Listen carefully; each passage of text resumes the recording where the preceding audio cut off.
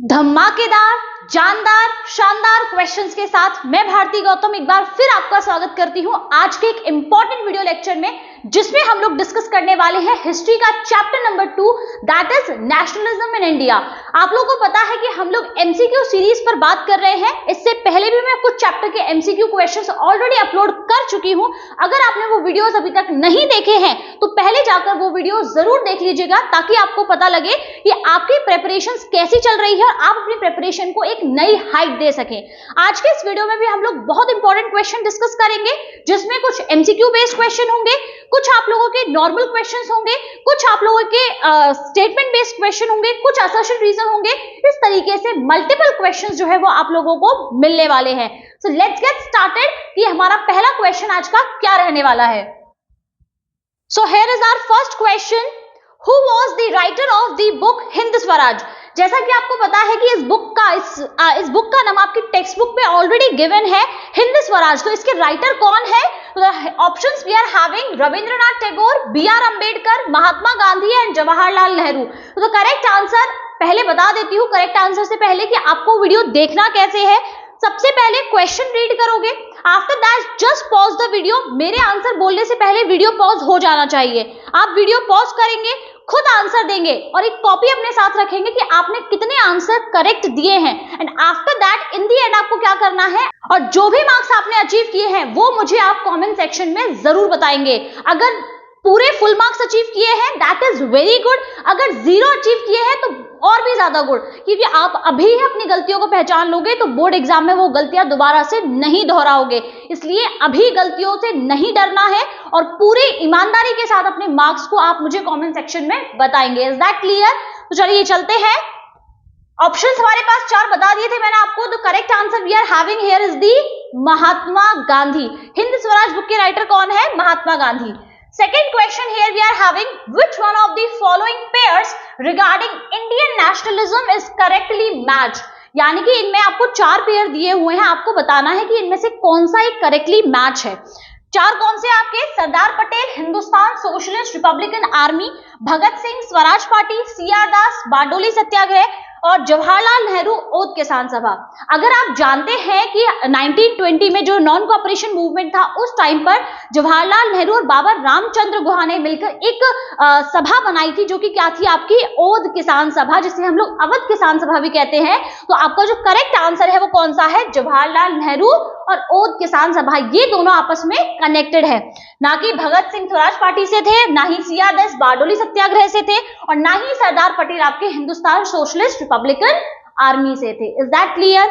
Next question की अगर हम लोग बात करें, arrange the following events in the correct chronological order leading up to the civil disobedience movement. हमारा सर चक्कर खा जाता है। क्यों खा जाता है? कि जब बात डेट्स की आती है हमें नहीं पता चलता कि हम डेट्स को कैसे याद करें, कैसे चीजों को मैनेज करें।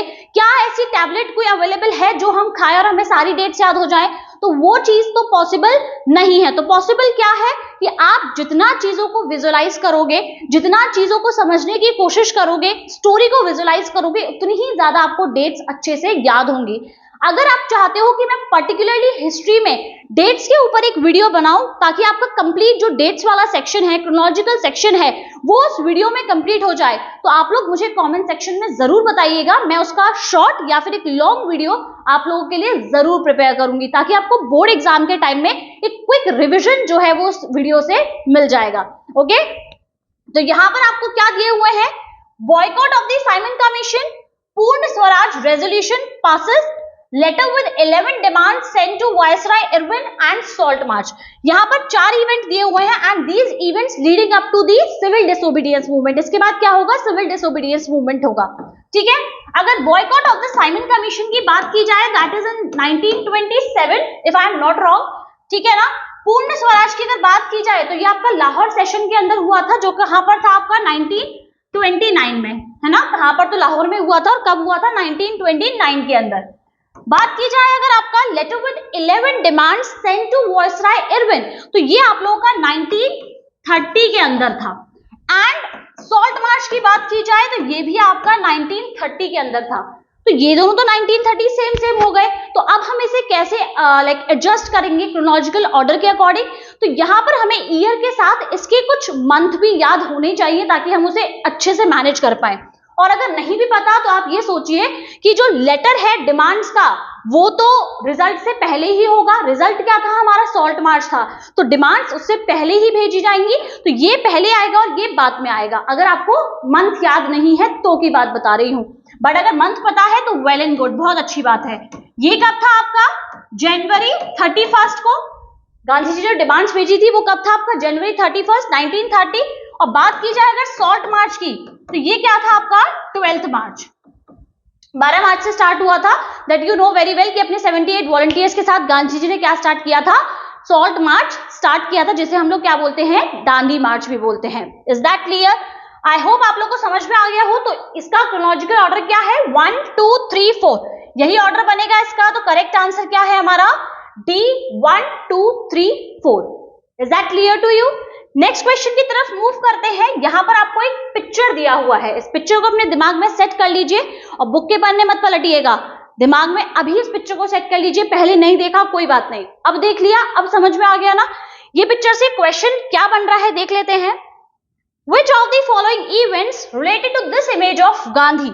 Non cooperation movement, Kheda satyagraha, Dandi march और नन ऑफ दीज। तो आप लोग को दिख रहा है कि यहाँ गांधी जी अपने कुछ वॉलंटियर्स के साथ चलते हुए नजर आ रहे हैं। तो ये चलने वाला जो मूवमेंट था गांधी जी का कौन सा था? दैट इज दी दांडी मार्च, जो मैंने आपको अभी बताया है, जिसे हम लोग सॉल्ट मार्च भी बोलते हैं। That is the C is the correct answer, Dandi march. ठीक है, नेक्स्ट क्वेश्चन की बात कर लेते हैं। That Mahatma Gandhi, statement based question है, बहुत ध्यान से देखिएगा। Mahatma Gandhi had come from South Africa where he successfully fought the racist regime with a novel method of mass agitation। आप लोग जानते हैं कि गांधी जी ने साउथ अफ्रीका के अंदर सत्याग्रह का आइडिया एक्सपेरिमेंट किया था, जो कि किसके अगेंस्ट में था? रेसिस्ट रिजीम के अगेंस्ट में, यानी कि जो काले गोरे का भेदभाव होता है उसके अगेंस्ट में उन्होंने अपने सत्याग्रह के आइडिया को एक्सपेरिमेंट किया था। तो क्वेश्चन यहाँ पर क्या बन रहा है?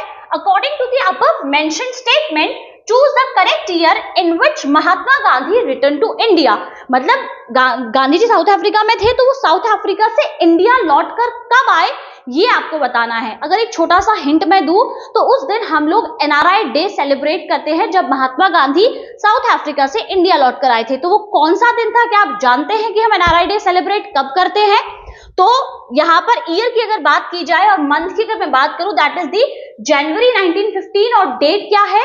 9 जनवरी 1915, जिस दिन महात्मा गांधी वापस साउथ अफ्रीका से भारत लौट कर आए, और इस दिन हम एनआरआई डे भी क्या करते हैं? सेलिब्रेट करते हैं। Is that clear? Next question देख लेते हैं। Identify the correct option that describes the act given below. आपको यहाँ पर कुछ कैरेक्टरिस्टिक्स दी हुई हैं जो कि एक पर्टिकुलर एक्ट से बिलोंग करती हैं। आपको बताना ये है कि वो एक्ट कौन सा है ना? तो देखिए, the act was passed by the imperial legislative council. Imperial legislative council, ध्यान रखिएगा। सेकेंड है, it gave power to government to repress political activities, कि इसने गवर्नमेंट को पावर दी कि जो भी पॉलिटिकल एक्टिविटीज परफॉर्म हो रही हैं उसको क्या कर दिया जाए? स्टॉप कर दिया जाए, रिप्रेस कर दिया जाए, यानी कि रोक दिया जाए। नेक्स्ट है, it empowered the government to detain political prisoners without trial, यानी कि अगर आप किसी गवर्नमेंट को ये पावर दी गई कि अगर आपको किसी पर शक है तो आप बिना किसी वारंट के आप उन्हें क्या कर सकते हैं? अरेस्ट कर सकते हैं, उन्हें जेल में डाल सकते हैं विदाउट एनी ट्रायल, यानी कि ना अपील, ना दलील और ना ही कोई वकील। इस एक्ट को हम लोग ब्लैक एक्ट भी कहते हैं, और ये एक्ट कौन सा है आप लोगों का? Rowlatt act. Is that clear? आपको ऑप्शंस गिवन है, Rowlatt act, vernacular press act, government of India act and inland immigration act. तो करेक्ट आंसर क्या है हमारा? Rowlatt act. इसे पास किसने किया? इंपीरियल लेजिस्लेटिव काउंसिल ने। गवर्नमेंट को सारी पावर्स जो है वो दे दी गई कि गवर्नमेंट पॉलिटिकल प्रिजनर्स को डिटेन कर सकती है, उन्हें जेल में डाल सकते हैं, और जितनी भी पॉलिटिकल एक्टिविटीज है उन्हें रोक दिया जाए। तो बहुत सारी पावर्स जो है वो गवर्नमेंट को दे दी गई थी, और इसी वजह से इसे क्या कहा जाता है? ब्लैक एक्ट भी कहा जाता है। ठीक है ना? नेक्स्ट क्वेश्चन की अगर बात करें, which of the following pairs is appropriately match. यहां पर भी आपको पेयर्स दिए हुए हैं, बताना है। Subhash Chandra Bose quit India movement, Gangadhar Tilak home rule movement, Mahatma Gandhi Indian national army, और लाला लाजपत राय खिलाफत मूवमेंट। तो आई होप आप इस चीज को बहुत बेहतर ढंग से समझते हो कि इसमें से कौन सा एक करेक्टली मैच है। Subhash Chandra Bose quit India movement से नहीं थे। भारत छोड़ो आंदोलन किसका था आप लोगों को पता है, महात्मा गांधी का। गंगाधर तिलक जो है, home rule movement is the correct answer. ये जो मूवमेंट था ये किसने स्टार्ट किया था, एनी बेसेंट और बाल गंगाधर तिलक ने मिलकर स्टार्ट किया था। So the correct answer here we are having is the B, Gangadhar Tilak and home rule movement. और ऐसी ही अगर आपको इंफॉर्मेशन कलेक्ट करने का या फिर देखने का बहुत ज्यादा शौक है तो आप लोग मुझे मेरे Instagram channel beyond books with Bharati पर फॉलो कर सकते हो कि वहां पर मैं कुछ ऐसी ही इंफॉर्मेशन डालती हूं जो कि आपकी बुक्स के अंदर अवेलेबल नहीं होती है, कुछ ऐसी एडिशनल इंफॉर्मेशन जो आपके लिए जरूरी भी है और बहुत अच्छी भी होती है। तो आप वहां जाकर मेरे चैनल को जरूर फॉलो कीजिएगा, आपको वो वीडियोस डेफिनेटली पसंद आने वाले हैं। चलिए आगे बढ़ते हैं यहाँ पर। नेक्स्ट क्वेश्चन की अगर मैं बात करूं, that which of the following was the reason for calling off the non-cooperation movement by Gandhi ji. आपको पता है कि गांधी जी से बहुत सारे लोग खफा थे जब 1922 में हमारा नॉन कॉपरेशन मूवमेंट बिल्कुल अपनी चरम सीमा पर था। तब उस टाइम पर गांधी जी ने उसे क्या कर लिया, वापस ले लिया। तो क्या रीजन था जिसकी वजह से गांधी जी ने नॉन कॉपरेशन मूवमेंट को वापस लिया? यहां पर आपको रीजन दिए हुए हैं, pressure from the British government, second round table conference, Gandhi ji arrest और Chauri Chaura incident. You know very well कि महात्मा गांधी के जितने भी मूवमेंट थे, not only non cooperation, civil disobedience, quit India movement या उससे पहले भी जो लोकल सत्याग्रह थे, जितने भी थे वो सब नॉन वायलेंस के ऊपर थे, है ना, वो सब नॉन वायलेंस के जरिए किए गए थे। तो इस नॉन कॉपरेशन मूवमेंट के दौरान एक इंसिडेंट होता है, that is the Chauri Chaura incident, जिसमें पुलिस स्टेशन में क्या लगा दी गई, आग लगा दी गई। 22 से भी ज्यादा पुलिस वाले जो है उसमें मारे गए। और इस वायलेंस को देखते हुए गांधी जी ने क्या किया, इस पूरे मूवमेंट को, जब वो बिल्कुल अपनी हाइट्स पर था उस टाइम पर इस मूवमेंट को क्या ले लिया, वापस ले लिया। Is that clear? So the main reason here we are having is the Chauri Chaura incident. ठीक है, नेक्स्ट क्वेश्चन है आप लोगों का, the idea of satyagraha was first experimented by Gandhi in India in which place? अगर हम ऑल ओवर बात करेंगे तो साउथ अफ्रीका में एक्सपेरिमेंट किया था, लेकिन इंडिया के अंदर गांधी जी ने सबसे पहले अपने सत्याग्रह के आइडिया को कहां पर एक्सपेरिमेंट किया था? तो दैट खेड़ा, चंपारण, अहमदाबाद एंड दांडी। देखिए, खेड़ा, चंपारण, अहमदाबाद ये गांधी जी के लोकल सत्याग्रह थे और दांडी जो था आपका ये सिविल डिसोबीडियंस मूवमेंट का पार्ट था। तो डी ऑप्शन तो नहीं होगा, तो इन तीनों में से क्या है आप लोगों का, Champaran is the correct answer. 1917 में सबसे पहले बिहार के अंदर गांधी जी ने क्या किया था, अपना पहला सत्याग्रह किया था, जो कि इंडिगो प्लांटर्स के लिए था, जो फार्मर्स थे उनके लिए किया गया था, क्योंकि ब्रिटिशर्स उन्हें प्रेशराइज कर रहे थे किसकी खेती के लिए, इंडिगो की खेती के लिए, अपने फायदे के लिए, है ना।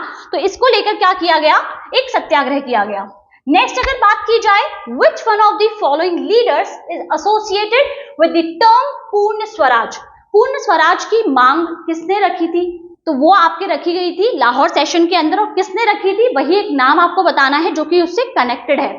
जवाहरलाल नेहरू, सुभाष चंद्र बोस, लाला लाजपत राय और बाल गंगाधर तिलक। तो पूर्ण स्वराज की डिमांड जो सबसे ज्यादा रखी गई थी वो किसने रखी थी, जवाहरलाल नेहरू ने रखी थी। उन्होंने कहा था हमें कोई डोमिनेंट स्टेट नहीं चाहिए, हमें कुछ नहीं चाहिए, हमें पूर्ण स्वराज चाहिए, है ना। तो वो क्या है, जवाहरलाल नेहरू थे। नेक्स्ट क्वेश्चन की अगर बात करें, which of the following regions was associated with the Indigo Rebellion in the 19th century? यहाँ पर इंडिगो रिबेलियन की बात हो रही है, यानी कि नील विद्रोह की बात हो रही है। तो इसमें आपको ऑप्शंस दिए हुए हैं, बंगाल, बिहार, पंजाब और गुजरात। तो यहाँ पर करेक्ट आंसर क्या है आप लोगों का, बंगाल। बंगाल के अंदर नील विद्रोह जो है वो किया गया था, जिसमें अलग अलग जो लोकल लीडर्स थे उन्होंने इसमें पार्टिसिपेट किया था। ठीक है, नेक्स्ट क्वेश्चन की अगर बात की जाए, what was the immediate cause of the launch of the non cooperation movement by Mahatma Gandhi? देखिए, नॉन कॉपरेशन मूवमेंट के बहुत सारे कारण थे। गांधी जी 1915 से साउथ अफ्रीका से इंडिया आए थे, लेकिन इंडिया में आए थे, लेकिन उसके बावजूद ऐसा क्या हुआ कि उन्होंने 1920 में वर्ल्ड वाइड एक इंडियन लेवल पर पूरा एक मूवमेंट स्टार्ट कर दिया। उसका रीजन क्या था? रीजन बहुत सारे थे, लेकिन किसी भी चीज को स्टार्ट करने के लिए ना एक धक्के की जरूरत होती है, एक किक स्टार्ट होता है। तो वो एक किक स्टार्ट क्या था ये आप लोगों को बताना है। यहाँ पर आपको ऑप्शंस दिए हुए हैं, salt law, Jallianwala Bagh massacre, partition of Bengal और साइमन कमीशन। अगर मैं बात करूं कि सबसे इंपॉर्टेंट जो रीजन है वो क्या था, तो वो था आप लोगों का Jallianwala Bagh massacre. Rowlatt act के अगेंस्ट में सभी लोग जलियांवाला बाग के अंदर मिल रहे थे, कुछ मीटिंग्स एंड ऑल होनी थी और बैसाखी का सेलिब्रेशन भी था। उस चक्कर में वहां पर क्या हुआ, उस टाइम मार्शल लॉ इंप्लीमेंट हो रखा था, तो जो जनरल डायर थे उन्होंने वहां पर क्या कर दिया था, काफी सारे राउंड में फायरिंग स्टार्ट कर दी थी, जिसमें काफी सारे लोग जो है वो वहां पर मारे गए थे।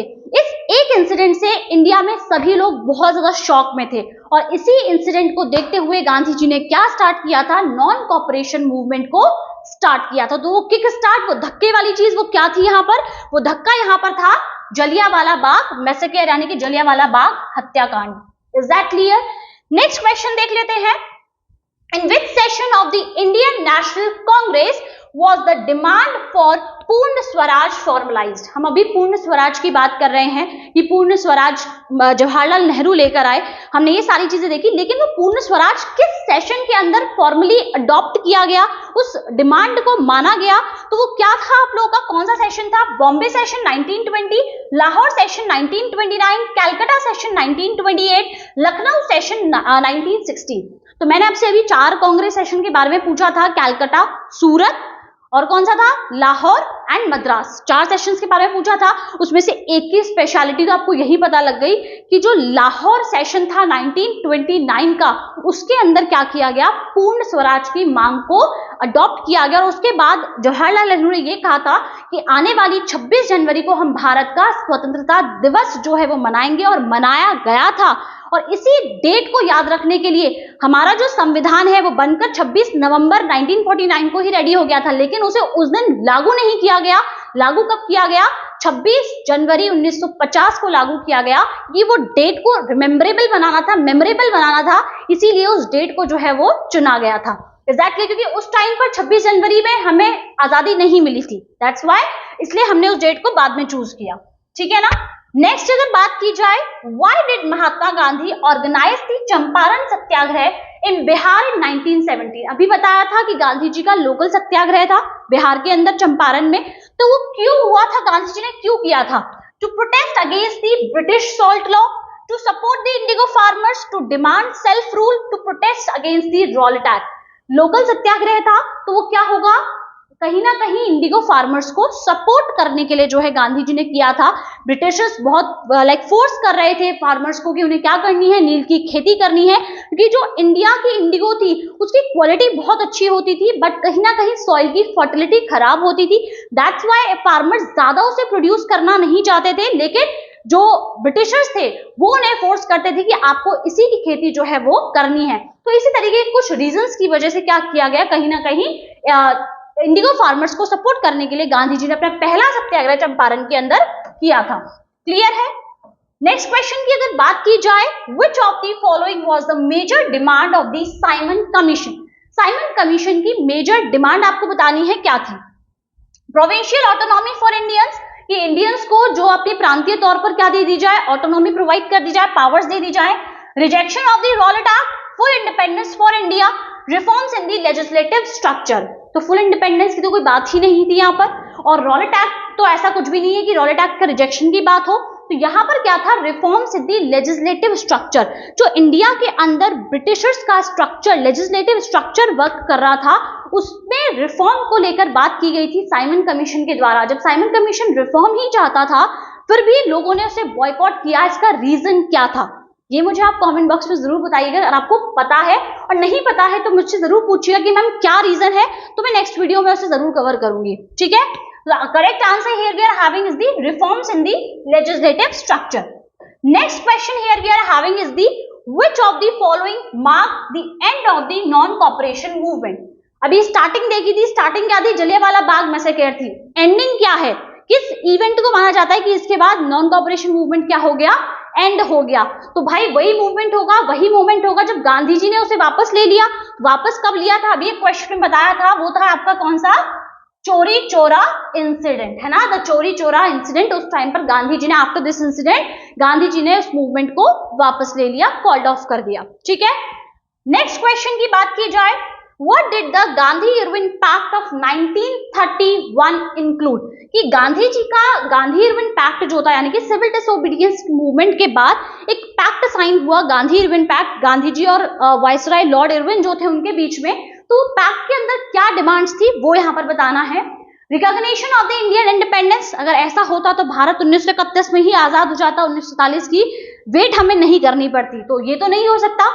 Withdrawal of the civil disobedience movement, release of the political prisoners, and D is the both B and C. तो correct answer here we are having is the both B and C. इसमें viceroy Irwin जो थे, Lord Irwin जो थे, उन्होंने कहा कि हम क्या करें, like Gandhi ji civil disobedience movement को वापस ले, और गांधी जी ने कहा कि आपने जितने पॉलिटिकल प्रिजनर्स हमारे जेल में डाले हुए हैं, आपने जितने पॉलिटिशियंस जेल में डाले हुए हैं, उन सबको क्या करना है, आपको रिलीज करना पड़ेगा। तो कहीं ना कहीं बहुत सारी डिमांड्स इसके बीच में रखी गई, कुछ गांधी जी ने सुनी, कुछ इरविन ने सुनी, एक दूसरे की बातों को सुना, समझा, माना, बहुत सारी चीजें हुई थी। तो इसमें जो है करेक्ट आंसर क्या है, both B and C is the correct answer. Is that clear? Next है आप लोगों का, why was the Khilafat movement started in India? To protect the caliphate in Turkey, to demand the independence of India, to oppose the Simon commission, और to support the quit India movement. आपको पता है कि quit India movement तो उस time पे कोई नामो निशान नहीं था। बात की जाए खिलाफत मूवमेंट की, तो खिलाफत मूवमेंट इंडिया में क्यों शुरू किया गया था? क्योंकि ये एक मुस्लिम मूवमेंट था, और इस मुस्लिम मूवमेंट को करने का रीजन ये था कि जो खलीफा थे, ऑटोमन एम्पायर में जो खलीफा थे, उनकी पोजीशन कहीं ना कहीं खतरे में थी बिकॉज ऑफ द ब्रिटिशर्स। तो उस चीज को ध्यान में रखते हुए क्या किया गया कि इंडिया में खिलाफत मूवमेंट जो है वो स्टार्ट किया गया by the two brothers Mohammad Ali and Shaukat Ali. Is that clear? और इसी मूवमेंट के बाद दो मूवमेंट को मिलाया गया, नॉन कॉपरेशन मूवमेंट और खिलाफत मूवमेंट को साथ में मिला के गांधी जी ने आगे मूवमेंट किया। वो हिंदू मुस्लिम को एक करना चाहते थे, और इसी चक्कर में उन्होंने इन दोनों मूवमेंट को साथ में कर दिया था। So the correct answer here we are having is the to protect the caliphate in Turkey. Next question की अगर बात की जाए, who among the following was a prominent leader of the Khilafat movement in India?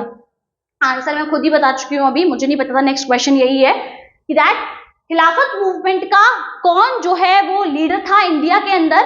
Mahatma Gandhi, Mohammad Ali and Shaukat Ali, Jawaharlal Nehru and Subhash Chandra Bose. The correct answer here we are having is the Mohammad Ali and Shaukat Ali. They are two brothers, और इन्होंने क्या किया था, खिलाफत movement को India के अंदर start किया था। सो here is the 20 questions of this video. मैंने 20 क्वेश्चंस कवर किए। अब आप मुझे बताएंगे कि आपने 20 में से कितना स्कोर किया है, कितने सवालों के सही जवाब आप लोग दे पाए हैं। और आई होप आप लोग की प्रिपरेशन बहुत जबरदस्त हो, आप लोग को इस वीडियो का कंटेंट बहुत अच्छा लगा हो। अगर अच्छा लगता है तो वीडियो को लाइक जरूर किया करिए, अपने फ्रेंड्स के साथ शेयर किया करिए, और चैनल को सब्सक्राइब करना बिल्कुल भी मत भूलिएगा। मिलते हैं नेक्स्ट वीडियो में, तब तक के लिए अपना ध्यान रखिए, अच्छे से अपनी पढ़ाई करिए, और मेरा जो इंस्टाग्राम चैनल है उसे फॉलो करना बिल्कुल मत भूलिएगा। Thank you very much everyone, bye bye.